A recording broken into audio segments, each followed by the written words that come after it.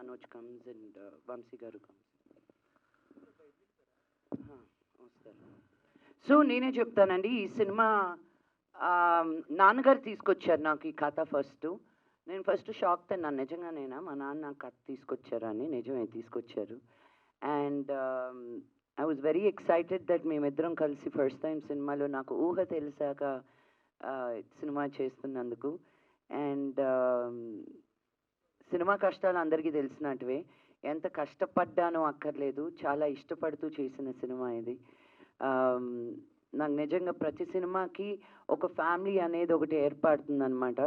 అలాగే సురేష్ గారు, Mahesh, Viswant and just truly created one ambience. ఎప్పుడు ఏ ప్రాబ్లం వచ్చినా ఈ సినిమాతోటి నన్ను ఒక్క మాట కూడా, మీరు నమ్మరు, మహేష్ ఒక్క మాట కూడా అడగకుండా మేము వస్తున్నాం, ఎక్కడికి రావాలి, ఏం చేయాలి అని. మహేష్ అయితే నాకు ఈ ప్రమోషన్స్కి లిస్టుల మీద లిస్టులు అనమాట. ఇలా చేద్దామండి, అలా చేద్దామండి, యూనో నిజంగా సినిమాని ఓన్ చేసుకొని మన సినిమా బయటికి రావాలి, మన సినిమా అని నన్ను ప్రోత్సహించినందుకు థ్యాంక్ యూ వెరీ మచ్. అది రాసరే కానీ చేసింది ఏమి లేదు, అది కూడా లేదండి. నేను కూడా చెప్పేస్తున్నాను, నన్ను ఇలా కమిట్ చేసింది అనుకున్నారు. No no, but I'm just saying it. అందరూ ఇంత స్వీట్గా, ఇంత జెన్యూన్గా, ఆనెస్ట్గా నాది మంది అనుకున్న వాళ్ళే అలా ఫీల్ అవుతారు. సో ఐ రియలీ, నాకు ఎప్పుడు వస్తుందా ఈ ఛాన్స్ మిమ్మల్ని ఇద్దరిని థ్యాంక్ యూ చెప్పుకోవడానికి అని. But right now thank you. Yeah, మీకు ఏమైనా క్వశ్చన్స్ ఉంటే అడిగేయచ్చు.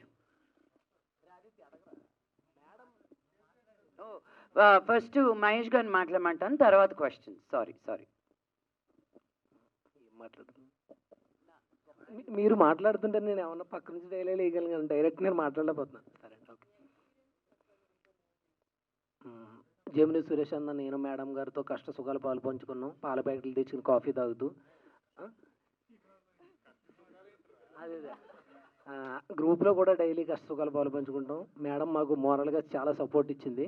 కానీ నేనైతే ఒకటి హార్ట్ఫుల్గా చెప్తున్నాను, మేడంని దూరం నుంచి చూసింది వేరు, దగ్గరికి వెళ్ళి చూసింది వేరు. నన్ను అయితే ఫస్ట్ టైం నాకు అనిపించింది ఏంటంటే, మేడంని చూసినప్పుడు ఫస్ట్ సోషల్ మీడియా నమ్మకూడదు అనిపించింది. సోషల్ మీడియాలో ఎవరినైతే మనం కొంతమందిని, అన్నీ నిజమని కాదు, కొన్ని ఎవరినైతే కొంచెం వేరేలా చూపిస్తున్నారు, దగ్గరికి వెళ్ళాక అది కాదనిపించింది. ఇది కాంట్రవర్సీ పర్లేదు నాకు అనిపించింది. దూరం నుంచి చూసి మనకు కొంతమంది నచ్చట్లేదు అన్నట్టుగా క్రియేట్ చేసిన, దగ్గరికి వెళ్ళే వాళ్ళు చాలా హార్ట్ఫుల్ అని ఈవెన్ చూసాక అర్థమైంది నాకు. చాలా స్వీటు మేడం, స్వీట్స్ కూడా ఎక్కువ తింటారు. అంతే, థ్యాంక్ యూ అండి. ఈ సదవకాశాన్ని ఇచ్చినందుకు లక్ష్మీ ప్రసన్న పిక్చర్స్కి, లక్ష్మి గారికి అండ్ మా టీం అందరికీ, మీ మీడియా మిత్రులందరికీ, మేము చేసే వాళ్ళకి అందరికీ పేరు పేరున thank you so much. Thank you. నేను అస్సలు స్వీట్లు తిన్నాను, అన్ని తప్పులు. నేను సీమ పిల్లని, మాకు గొడ్డు కారం అలవాటు, అలాంటివి చాలా. ఈరోజు ఏం చేస్తున్నారండి, ఏం వండుతున్నారండి? ఫుడ్ సినిమా కంటే ఎక్కువ మా ఫుడ్కే బడ్జెట్ అయింది. పాపం ఆవిడే దగ్గరుండి పెడతా ఉండేది, ఆవిడ తింటాక అవ్వదు కాబట్టి మా పెడతా. బిగ్ యాక్టర్ చాలా బాగా కోఆపరేట్ చేశారు. As I told you, it's an ensemble cost. Samuthirakani గారు కానీ, మన సిద్దిక్ గారు కానీ, నాకు విశ్వంత్, చిత్ర శుక్ల, సురేష్ గారు, మన మహేష్, ఎవ్రీబడి, అంటే అందరం ఫ్రెండ్స్ లాగా. మేము బేసికలీ ఏంటంటే ఇది ఒక సినిమా లాగా అయితే మేము చేయలేదు. చాలా వరకు తిరుపతిలో షూట్ చేసాము, హైదరాబాద్లో షూట్ చేసాము. సో ఎవ్రీబడి అందరూ మన సినిమా అని చేశారు. మేము ఎవరు కూడా ఇది వర్క్, ఈ టైము, ఈ కాల్ షీట్కి రావాలి, ఈ కాల్ షీట్స్లో వెళ్ళాలి అని ఎవ్వరు చేయలేదు. అందరూ చాలా బాగా కోఆపరేట్ చేశారు. ఇది అండ్ లక్ష్మక్క కూడా ప్రొడ్యూసర్ అవ్వడం వల్ల ఇక మాకు థింగ్స్ ఈజియర్ అయ్యాయి.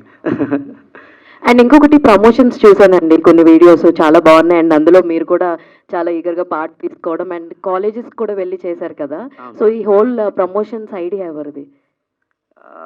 ప్రమోషన్స్ లక్ష్మక్క దాంట్లో king and queen ma'am. So ఏంటంటే ఆవిడ నేను కూర్చొని డిస్కస్ చేశాము, ఇలా చేద్దామని we have executed. All the very best and Lakshmi garu. Thank you.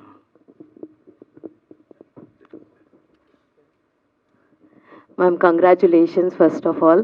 మాకు చాలా బాగా అనిపించింది చూడంగానే. అండ్ మీరు అన్నారు ఇందాక తమిళ్లో కాప్ కింద చేశారు అండ్ ఇందులో చేస్తున్నారు కదా.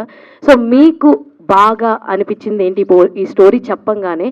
Which element or which point మీకు బాగా నచ్చిందంటే ఏం చెప్తారు? One and only point, Mohan Babu గారితో యాక్ట్ చేసి ఒక అవకాశం వస్తుంది అంతే.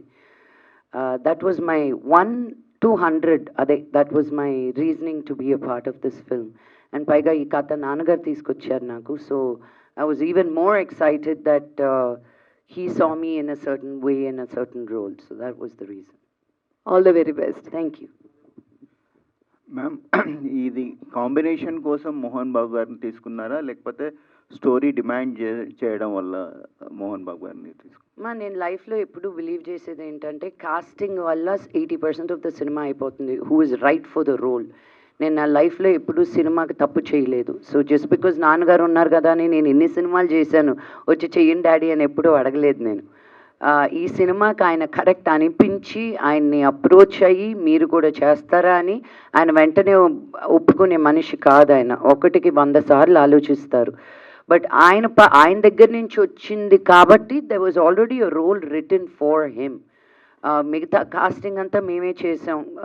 అండ్ ఈ మధ్యకాలంలో ఒట్టి తెలుగు సినిమా కాకుండా when we want to approach a wider audience, అందుకే ఆన్సాంబుల్ కాస్టింగ్ లాగా సముద్రకని గారు తమిళ్లో తెలుసు, చిత్రశుక్ల నార్త్లో తెలుసు, విశ్వంత్ ఇక్కడ చాలా సినిమాలు చేస్తూ ఉన్నారు.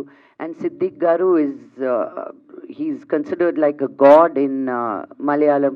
సో అందరూ ఒక పోస్టర్ మీద ఉంటే ఆ అందం చాలా డిఫరెంట్గా ఉంటుంది అని మా Mahesh and Suresh garu were all a part of this journey.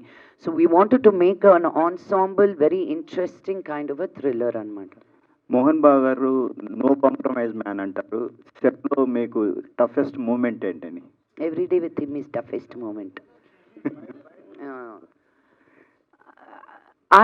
ఆయన యాక్ట్ చేసేటప్పుడు నేను ఊరికి ప్రొడ్యూసర్ గాను ఒక యాక్టర్ ఒక డాటర్ గాను వస్తే ఐ హ్యావ్ నా లైటింగ్ డబడబా అంటుందండి వాళ్ళు రెడీయా. సో అలా అనుకున్నప్పుడు నన్ను బాగా ప్యాంపర్ చేస్తారు.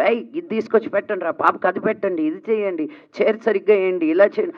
అసలు ఆ చూసుకోవడం ఎలా ఉంటుందో అది నాకు మనోజ్ దట్ ప్రయాణం సినిమా అప్పుడు మా డాడీ కంటే బాగా చూసుకున్నాడు నన్ను. మలేషియా తీసుకెళ్ళి I never forget that. Because మా నాన్న చూసుకున్నట్టే ఎవరు చూసుకోలేరు అన్న ఫీలింగ్. బట్ ఒక షూటింగ్కి వెళ్ళినప్పుడు దట్ ఈస్ మనోజ్ కూడా అలా నాకు ఫస్ట్ టైం నా తమ్ముడు పెరిగిపోయాడు, he's also become a man అన్నది ప్రయాణం. అప్పుడు నేను అమెరికాలో ఉండేదాన్ని, నేను మలేషియా వచ్చాను మనోజ్ తోటి ఉందామని. నా ప్రతి మీలు షూటింగ్లో ఉంటూ కూడా అక్క ఎక్కడికి వెళ్తున్నావు, ఎవరు తీసుకెళ్తున్నారు, ఏం చేస్తున్నారు, ఆ టేకింగ్ కేర్ అనేది I enjoy it a lot. ప్రయాణం సినిమా వరకు నీకు క్లారిటీ రాలేదా నా గురించి?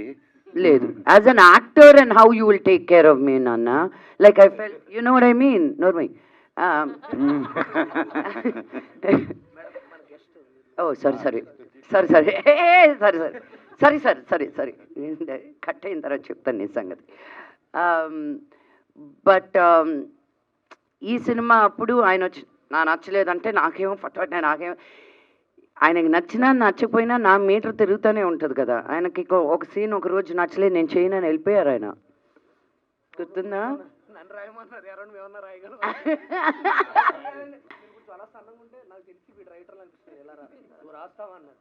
నేను ఆయన ఏదో మాట్లాడేలోపు నేను వెళ్ళి కాల్ మీద పడుకున్నాను. వేరే వాడు కోపపడేలోపు మేము వెళ్ళి కాల్ మీద పడుకుంటున్నాం. ఆయన ఎవరి మీద కోపడుతున్నారు అనుకో, 2-3 వచ్చి పడిపోతున్నారు కాల్ మీద. నేను అన్న లేకుండా మిమ్మల్ని మీ మీద కాదు కోపడుతుంటే వాళ్ళ మీద అని చెప్పా. జస్ట్ ఎవరైనా ఒకరు తిడుతున్నారనికైనా ఇంకో 4 అలా పడుకుంటున్నారు, లెగట్లేదు, తలగాడు వేసుకుని ఆయన కాల్ మీద. నేను అన్న నూరే ఆయన కదా తిడుతుంటా మీరెందుకు పడుకు, ఏమో కంగారు వచ్చేసింది అన్న అంటున్నారు. ఆడే జిఎంఆర్ అని ఒకడు ఉండేవాడు, ఎవరిని తిట్టినేసాడు. జిఎంఆర్ గుర్తున్నాడు, కానిస్టేబుల్ చేశాడు. వాళ్ళు ఎవరినో మేకప్ మీద తిడుతుంటే వెళ్ళి పడుకున్నాడు. మొత్తం లెగరంటే లెగడే, నువ్వు లెగితే పని మేము పడుకుంటాం కదంటే వాళ్ళు లెగట్లాడు ఆ కంగారులు. అది జరిగింది. అండ్ నాన్నగారు ఈవినింగ్ 6 తర్వాత షూటింగ్ చెయ్యరు. అలాంటిది క్లైమాక్స్ అప్పుడు ఆయన 1 గంట వరకు 2 గంటల వరకు ఆ ఫైట్ సీక్వెన్స్లో ఆ పొగలో ఆయన్ని ఉంచడం కూడా జరిగింది. ఆయన అది ఇంకెవరి కోసం కాదు, నా కోసమే చేశారని తెలుసు. So I'm really grateful that as an artist and as a father this is a dream come true for me. నేను డాడీతో ఎన్నో రోజుల నుంచి ఇప్పుడు ఒక కామెడీ చేయాలి, ఒక పీకు లాంటి సినిమా చేయాలని కోరిక. నేను బయటికి చెప్తున్నాను, మీ ఎవరికైనా ఒక మంచి కథ ఉంటే please let's do it. Ma'am, మీరే 3-4 క్వశ్చన్లు అడిగేస్తున్నారే.